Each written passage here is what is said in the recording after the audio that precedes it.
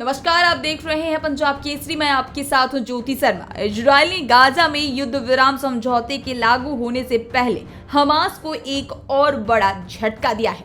IDF के लड़ाकू विमानों ने खान यूनुस में हमास नौसेना वालों के कमांडर अमर अबू जलाल और एक अन्य ऑपरेटिव को मार डाला है। अमर अबू जलाल हमास के नेवल फोर्स का एक वरिष्ठ अधिकारी था और समुद्र के रास्ते इजरायल पर कई आतंकी हमले को निर्देश करने में शामिल था।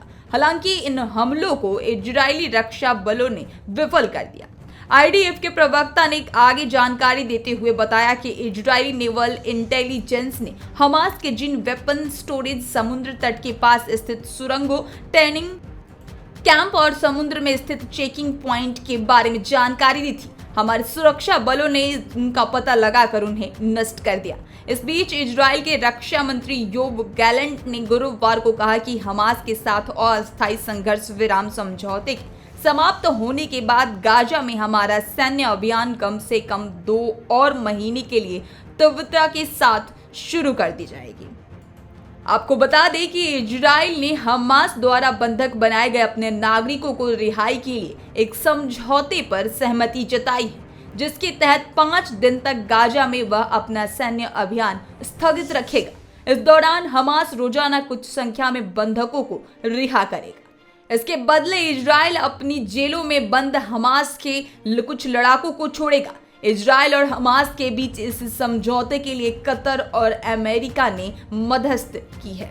इसके तहत बंधकों की रिहाई का सिलसिला आज से शुरू होने वाला है। हमास 7 अक्टूबर को बंधक बनाए गए कम से कम 50 इजरायली महिलाओं और बच्चों को 4 दिनों तक सीमित संख्या में छोड़ेगा।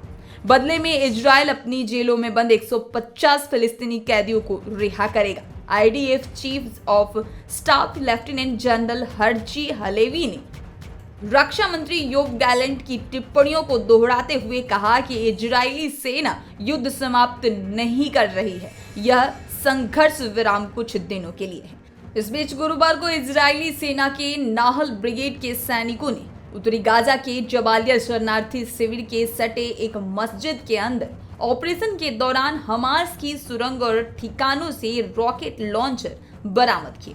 आईडीएफ ने कहा कि नाहल ब्रिगेड के सैनिकों की जबालिया के बाहरी इलाके में हमास की लड़ाकों से मुठभेड़ हुई। वहीं आईडीएफ ने कहा कि क्षेत्र में हमारे सैनिकों को 6 टनल शाफ्ट मिले, जिनमें से एक मस्जिद में भी था। मस्जिद और घरों सहित नागरिक आबादी वाले जगहों के करीब स्थित एक बगीचे में कई रॉकेट लॉन्चर और हथियार भी पाए गए हैं।